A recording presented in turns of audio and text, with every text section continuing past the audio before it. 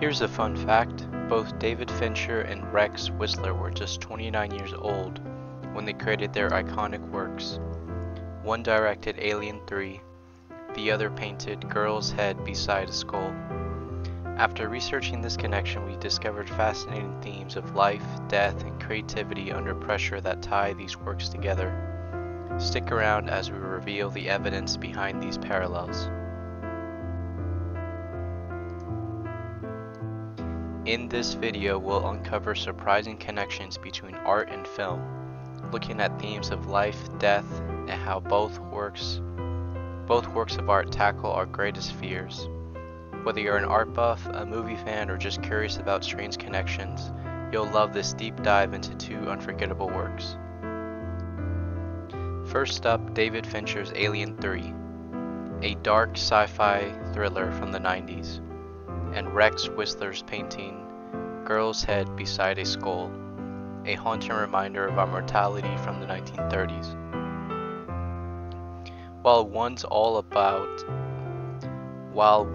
about survival in space, the other captures a quiet moment between a loud message. Life is short. David Fincher, the director of hits like Fight Club and Seven, started his career with Alien 3. It's dark, gritty, and unflinchingly brutal.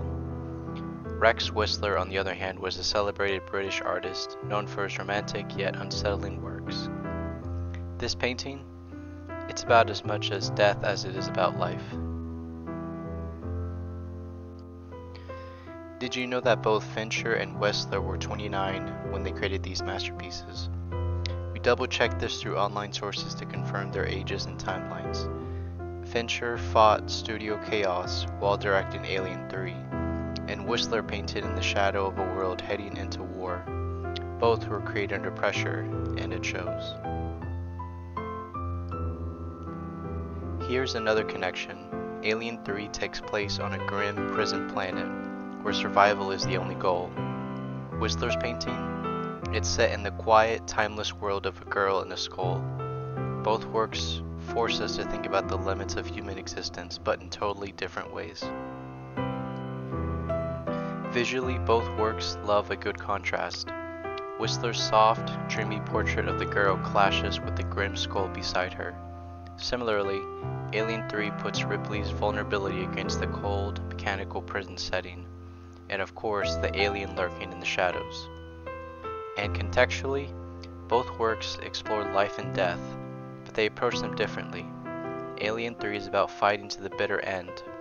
Ripley sacrifices everything to stop the alien, even if it means losing herself.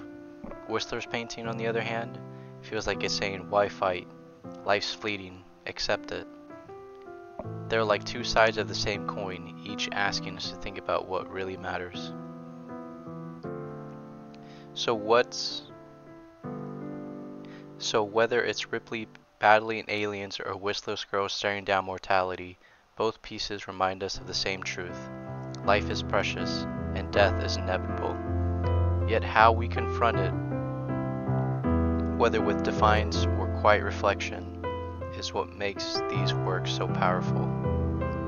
Click here for another art and film angle essay that delves deeper into how creative works connect.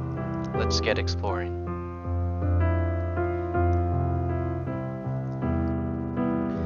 Before we wrap up, wouldn't it be fascinating to know if David Fincher has ever drawn inspiration from Whistler's haunting imagery?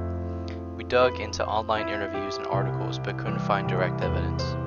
However, the themes in their works feel like they're in conversation with each other. If you know of any interviews or insights whether the director or Whistler's legacy speaks to this connection, drop them in the comments. It's a mystery worth exploring.